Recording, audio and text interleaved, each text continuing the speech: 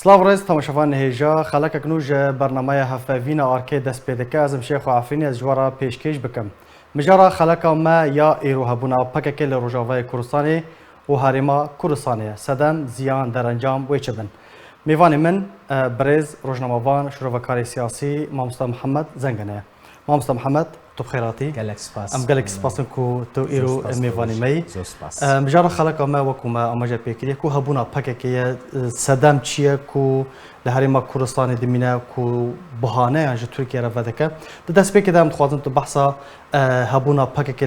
لهريما كردستان چ زيان گهانديه قواره هريما كردستان بله گەلێک سپاس بەرە هەر تشتێکی پیرۆزباییە ژۆ دەکەم بە هەلکەفتە بۆنێن ئادار و نەورۆزێ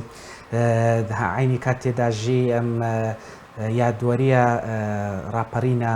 گەلێ کورد قامیشلۆیت کەین دوازدەیە ئادارێ کولوێرێ دەماک و گەلێ کورد سەرهەڵدانا دروست کرد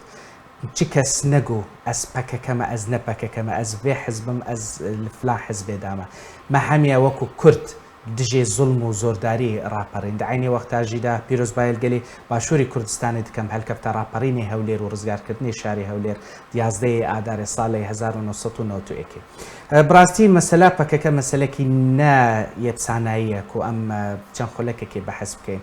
هەبوونا PKKê تقریبا ئەم دکارین بێژین پشتی ساڵێن 1970 ناو هەرێما کوردستانێدا بوو دوێ کاتێدا حکوومەتی سەدام دخواست و ji بۆ ئیستیفزازکردنا تورکیا پشتی خۆ PKK ببەستی بەس پشتی هەنگێ وەکو وەرەق الضغط کارتێکی گوشار و فشار سەر تورکیا بکاربێنێ بەس پشتی هەنگێ ڕێککەفتنێک دەگەل تورکیا چێ کرد کو ڕێک تورکیادا بهێتە نێف سنووری عێراقی مەسافە 35 حتا 40 کیلومتر پشتی هەنگێ زێدەتر ژی بوو بەس پشتی هەنگێ تعدیلاتی هاتەکردن کو هەر نقطەکی قاعدە عسکەری تورکیا بنکەی سەربازی تورکیا لێرێ بی پشتی هەنگێ 35 هەتا 40 هەتا 5 کیلومترە تورکیا حس کرد کو ئەشکەنجە سەر سیاسەتێوی هەی مەترسیش زەروی هەی ئەو دکارە جوابێوان وەڵامێوان بدەت بەژبەر هەندێک ئاخیر تعدیلە ئاخیری ساڵە 1995 ئان 96 بوو یعنی هەبوونە تورکیا ناو ئاخا هەرێما کوردستانێ بشکلێکی قانونی هاتیە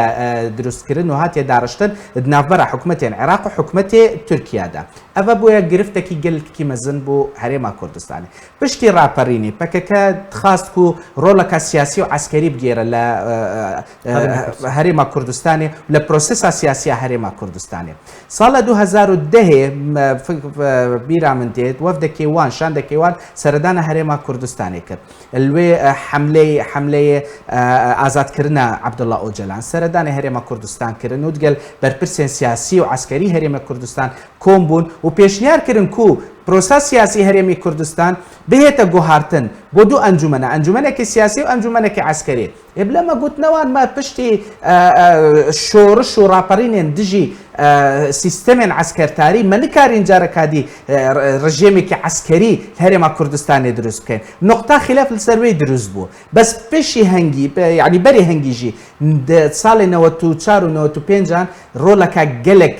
گەلێکی کرێت کوردستانی هاتیە گێڕاندن ڕفاندنە خەڵکی پەقاندنە ماڵێن هاوڵاتیان هەرێما کوردستانی کارکردن العفو لێ مصطلح وەکو مرتەزەق بۆ vê وڵات و ئەو وڵات بۆ ترساندنە خەڵکێن هەرێما کوردستانی ئەمانەها پشتی 2005 هەرێما کوردستانی قوارەکە معتەرەفە سەر دستوری عێراقی نزیکی 30 هەتا 40 قونسوڵخانە و نوێنەراتیان جیهانی هەرێما کوردستانی یعنی ئێرۆ هەرێمی کوردستان وەکو قوارێکی معتەرەف چارچۆبەیە عێراقی تعامل دێتەکردن لەگەڵوان PKK نەخوازن ئەف پرۆسێس بەردەوام بە چما ئەو سەرکەفتن کۆ هاتیە تۆمارکردن لە هەرێما کوردستانی هون نکارین باکووری کوردستان ئەل ڕۆژئاوای کوردستانی دی تۆمارکرد بدەلیل وێ گوندێ کۆ بەڕێز عەبدوڵڵا ئۆجەلان لێ هاتیە ژدایک بوون گوندی عەمارە هەمی پرۆسێسێن هەڵبژاردنێ حزبی AKP دی بە ئەکەم دەربچی لێرێ ئێدە باشە نکارن گوندێکی خۆ ئازاد بکەن کیلۆمەترێکی ئاخا باکووری کوردستانی ئازاد بکەن چاوە و بۆچە هوند خازن وضع هەرێما کوردستانی يعني مامستا محمد أخفتن جلكي جرين قلتن يعني هبونا PKKê de roja weke îro de ecendeyên kê civicî dikin إيرو PKK يعني مخابن كو صالة نوتين دا ملهمة كي قالك مزن بوش بو يعني جنجو خرتين كرد البيقا بدا إيرو حقيقة توان بدركت شوا شعارة إكامي توان سرخوبونا هر چار پارچه كردستان بو أبا تشتكي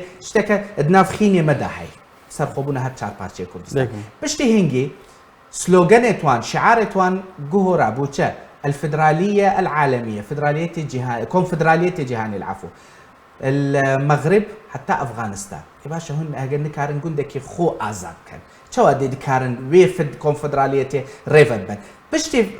في هنجي بشتي تشند ناكوكيان سياسي وعسكري تقال تركيا وتقال هريما كردستان إن هاد بيجن برايتي جلان إتشوا برايتي هن هجد بيجن برايتي جلان ما نفسي أصلين ما كردين ما دعني عيني قليل ما دعيني أصلين بوشة هن دجايتي مدكن براستي هبونا هريما كردستان الروج هبونا العفو PKK الهريما كردستان الروج آفاية تاني خدمته مصلحته إيران ومصلحته تركيا دكت بلغيت قاعدة وان شنغار الجالية كيف بدهتها بالبشتي كرم هاي حشد الشعبي وزارة الدفاع العراقي وإيران بوشد حمي قابي وان تقل حزب الله العراقي وتقل كتائب سيد الشهداء وتقل وي حزباكو حزب ميليشياوين ودناف عراقي دا ودناف وزارة الدفاع العراقي دا وان حزبو لاين ميليشياوي غير قانونيين بوشد قال وان ريكفتن تشيد كان بوشد قال وان هفاليني تشيد كان جبر هندي أزد بيجم هبونا PKK روجافای کوردستانی خطره کی گلک مزنه بو نمان باشه ما مست تبحث روجافای کوردستانی کرد چه زیان حتى رجع إيرو تشزيان جهاندي رجع زيان قال لك زيان مع الأسف صار 2010 از بيجم ركفتنك هاتيا كرن هوليري ولا دهوك يجي دو ركفتن هاتيا إمزا كرن سرپرشتي جناب السروق بارزاني بو دروس كرنا قوارك كردي إدارة كردي أو سر ركفتن بون هولير ياك هولير دو ودهوك بل أف سر ركفتنا بو دروس كرنا وقواريه هاف بجبو نافبرا انجمنی اجتماعی کردی و پیدا کو بقالوا هاروكاريا PKK دهيتا بري ببرن وان همي او اتفاقنا كو هاتيا تشكرن جاليه وان همي هاتيا نقل كرن هي تشتكنا هاتيا جيبجي كرن نها زيان الروج آفای كردستاني بسبب PKK تشيا اك برزگرا كرد روج آفای كردستاني نها قلك تشتكي باهته دو رونينا نيو دولتي سر برزگري كرد لويري قالك الزعيفة بوچه دبيجن وان كو إدارتا كردي دي بريفا بن تقال إيراني حليفا و بشكلك سري بشكلك نهيني بيواندية وان تقال تركيا هاي ومع الأسف وان تقال حزبك دانا كل سر أستي جهاني بحزبك تيرورستي هاتي تصنيف كرد زياني حري يمزن نبونا ديمقراطيات الوي دفري بوچه نبونه ديمقراطيات حتى نهاجي بارقان بارتيا ديمقراطية كردستان دي هيتا تهديد كرن اختطاف رفاندنه رفاندنه شخصيات كردي وان معارضن قال PKK وجدستانا باجارين وكو عفرين سريكاني وكريسبي جدزدانا سجريسبي عفرين سريكانية باشا ام بلا برسيار كاين هكا وان بيجن كو باشوري كردستان رولي توي حبو تيقدان الروشي روج آواي كردستان ما دو هيديت سر مثلا نقشا كردستاني تركيا چوا تقل هريما كردستاني أخاف دوا چوا داخازي رون كرنا كرد مسألة بوستي قداستي بابا فرانسيس قل نقشا أم خوازم تهنيكي بحثا أف بوليكو بويا صدما تورابونا تركيا بكي أو نقشا تقريبا بري 6 سالان وحتى نهوجي دامو دزگهن هريما كردستاني دي تبكار هاتن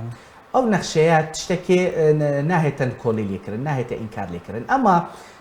ازمات السياسي قيران سياسي كود ناف تركيا وايراني داحي واتكر كو تشتك حجتك بهيتا ديتن بو بزركرنا برزكرنا في مشكلين كو ناف تركيا وايران يعني خصوصا تركيا نها تركيا سدما امذاكرنا دستوركي نويا اف دستور سروكي كومار حتى كو دهيتا مرن سر حكم دي دمينه افتشتا اعتراضات مهبا وجهبا لاينت كرديه تركيا سروي هاتيه تومار كرن بو برزكرنا في ازمه افتشتا هاتيه دروس كرن نقطه كي دي مهم جي هي باباي فاتيكان كان چەند جڤینێکیدا و چەند لێدوانێکیدا ڕەخنەیە تورکیا گرت ڕەخنەیە ئیرانی گرت و ئەوان دواد بینن کو ئەف سەردانەی قەداسەتی پاپا بۆ عێراق و هەرێما کوردستان بۆ ئیستیفزازکردنا تورکیایە و ساهاتێ تەفسیرکردن و ئیلا ئەف نەخشەیە نزیکی 30 ساڵە دێتە بەکارئانین و حتا نەهۆژی چ مشکلێک دگەل ئیران و تورکیا ژی نەبوو و میهوانên ڕەسمی فەرمی تورکیا و ئێرانی دەماک و دهێنە هەرێما کوردستانی vê alovê nexşe سەرێ وان دێتە هەڵدان یعنی ئەvە تشتێکی تەنێ دروستکردنی قەیرانە و نەتیجەتر. مامۆستا محەممەد ئەم بەحسا ڕێکەفتنە شنگالێ بکەن ئەvە دەمەکە هاتیە ڕاگەاندن لێ نەهاتیە جیبجیکردن سەدەم چنە و ئەگەر وەرە جیبجیکردن وێ چاوە باندۆرێ لەسەر ڕۆژاڤای کوردستانی دەکەن نەها وێ میلیشایەت عەسکەری و عایدێ بەکەکەن و نەفس شنگارێدا هەن وەکیلی ئیرانن بالمختصر المفيد وان وكالتت ايران كان البيت بريدا بوتشا يك لا مرجن كودنا برا حكومه العراق وحكومه هريمه كردستان الفير ركفتني حتى تثبيت كرن او بوكو ناشتنا ميليشيات كاسين كنا روان قوات العراقيه الرسمي هر قوميتك بيت هر دينك بي قوات العراقيه الرسمي بيكهاتين بيناوتشي به تدرس كرن و بارسنا اسايشا بيناوتشي السروان بي اوكي حتى نهوجي يك بارقاين ميليشيان هاتي قبات كرن نحشد الشعبي نجي بككا أبايك بككا بوكالة إيران نونراتي إيران مشكلة شيء دكت سنورا نابرة هريما كردستان والشنغاري حتى نهوجي نكارن وناهيلن وريقه نادن كو آوارين شنغالي قهرينوا ويري وان مجالة حكومتها عراقي حكومتها هريما كردستاني نادن كو بروجكتين آودان كاري الويري بهيتا تشيكرن وبهيتا جيبا جيكرن وان وكالتيا إيران يعني ريقه نادن هيج سروتكي آيني ازيدي الويري بيتا جيبا جيكرن وبهيتا دروس كرن تاني جبو تاوان باركرنا حكومتها هريما كردستاني بويكو ريقه نادت آوارا بقرن ريقه نادت كو مشاريع يا بروجير آودان كاري جبو جيب جيكرن مامستا اگر هيا اوبراسيونك لشكري ورا بيكو يا دريكا تركيا دا يعني للشنغالي للشنغال اگر دو اوبراسيوني هي ايك طرف تركيا باستغلال كرنا ركفتني ناف دولتي ناف برا وانا حكومة العراق وحتى نهوجي ساري المفعولة بركفتنا دو اوبراسيونك هافش ناف برا سوباي العراق و قوات التحالف وداخاز كراجي بيشمرجي بشكداري الوي اوبراسيوني بكت بس بيجم وتأكيد كان بيشمرجت هيج اوبراسيونك شر كرد وكرد مستحيل بجدار جبرك سروك مسعود قوتي هيلا صور هيلا صور شر كرد وكرد هيلا هم دفنا يستغلال وام ناهلين وريقه نادين خيني كرد دستي كرد كي به تريتن ابا شعارة هريما كردستاني ابا شعارة بارتي ديمقراطي كردستانية المهم بس سيناريو تاوروان كراو وياكو انجي دريكا تركيا اوبراسيونك ديتا كرن بس بلا اوبراسيونك محدود به والنكارن بين ناف عمق الشنغار چونك امريكا جي ريكه هنادا التحالف الدولي جي ريكه هنادا الفا مرحله توشي احراجك قالك مزن دبي وكو اندامك ناتو اويك اما اوبراسيونت نافرا عراق اوبراسيونت هاف بشك سوباي عراق هاف بيمانا ديجي باكاكا افجي تشتكي الزعيفه ومدكي الزعيفه يعني بيجن توقعك الزعيفه بوتا خلكي في منطقه جي ناخذن كو شر نافخود نافبرا بيكهاتين ادي شر جانغان بيزار بس بيليشياتين باكاكا اف نقطه استغلال دكت حتى خود جيجير بكت حتى ببتا ريجر وببتا الينجار وريجه ندت كو افتشتبه تجيب جيك باشا مامۆستا محمد درباري دانوستاندنين كردي ديالوغا كردي نافبرا انا كسيو بينكي كو بينكي يعني بشك ام بيجن بيدي بشك جي بينكي او سرپرشتيا وي دكا حتى رجا ايرو تو انجام تنانا شروفاکارین سیاسی تکه ذکر کو PKK سدمه تو وکو شروفاکاری که سیاسی تو چوال وان دانوستاندن تماشا دکی ویب سر کفن یانا هر ریکفتنک نافبرا هر دو آلین سیاسی اوه تشتكي ایجابیه حتى هاگه تشتكي انشائي جيبي وكو اساسا كان بنمايك بو گهشتن بريكفتنه مب يعني براستي مب الهريما كردستاني بشگيري في دست پیش خرياكر اما نها بوچه نهاتیه جێبەجێ کرد پشتی نویسینێ بەیانی ڕێککەفتن ناوبەرە هەردوو ئالیا چەند کەسایەتیەت کورد ڕۆژئاوای کوردستانی هاتنە ڕەفاندن چەند حرەکاتێت ئیستیفزازی بەرامبەر حزبێن دەرێ پەکەکە یا دەرێ شلەیەک پەکەکە هاتیە جێبەجێکردن هەر پەکەکە بووە ڕادبە ئەکید یعنی حتا دوو هێژی ما بهیست کو تقریبا 3 حتا 4 کەسی هاتنە ڕەفاندن ناوچەیان جیاجیای ڕۆژئاوای کوردستانی هەڕەشەکردن تێکدانە ئاسایشە هەرێمە کوردستانی هەڕەشەکردن تێکدانە بارەگەیەن حزبێن کو ناوبەرە چارچوەیە پەکەکەدا نینە بڕاستی حتا نەهۆژی ئەم نابێژین کو طرفی یە دەرێ پەکەکە هەمی متحمسن نا یعنی نە هەمی کەسێک فریشتەنە نە هەمی کەسێک مەلایکەتن بەس چەوە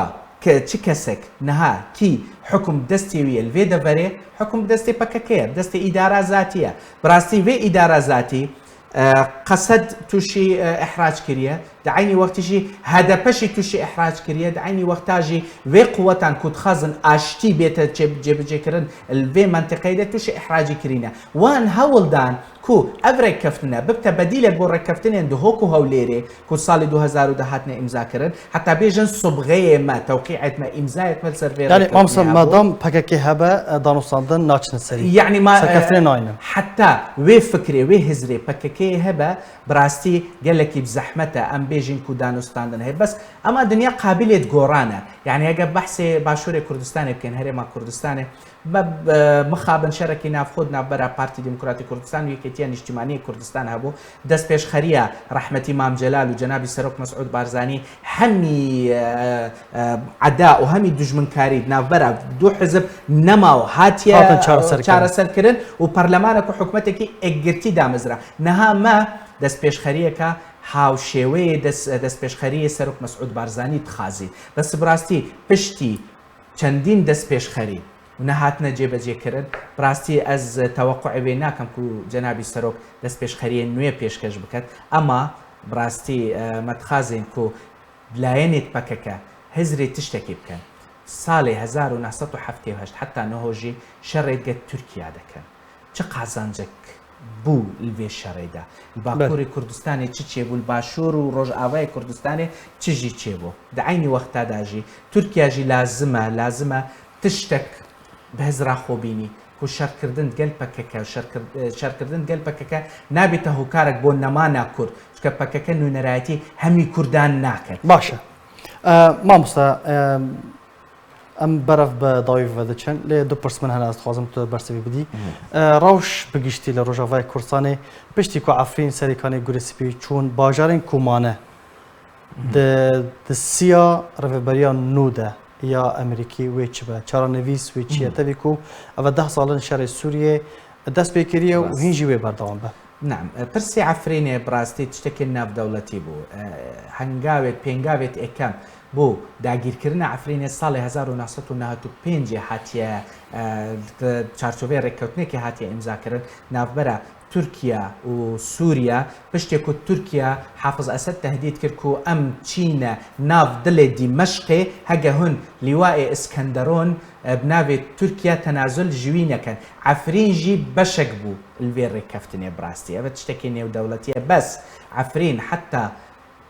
لە ژعالیە تورکیا هاتیە داگیرکردنش بەردەستێ پەکەکە بوو بووچە تەسلیم کرد بووچە هێلا بڕاستی نەها هەر قاعدەکی کوپەکەکە تێدا هەبە مع الأسف پشتی 4 ئەم 5 ساڵە بووە قاعدەکێک تورکیا بارودۆخێت ڕۆژئاوای کوردستانی نەها بڕاستی بارودۆخێکی گەلێکی ناخۆشدانە بارودۆخێکی سیاسی و اقتصادی گەلێکی کرێتدانە ji bo derçûn vê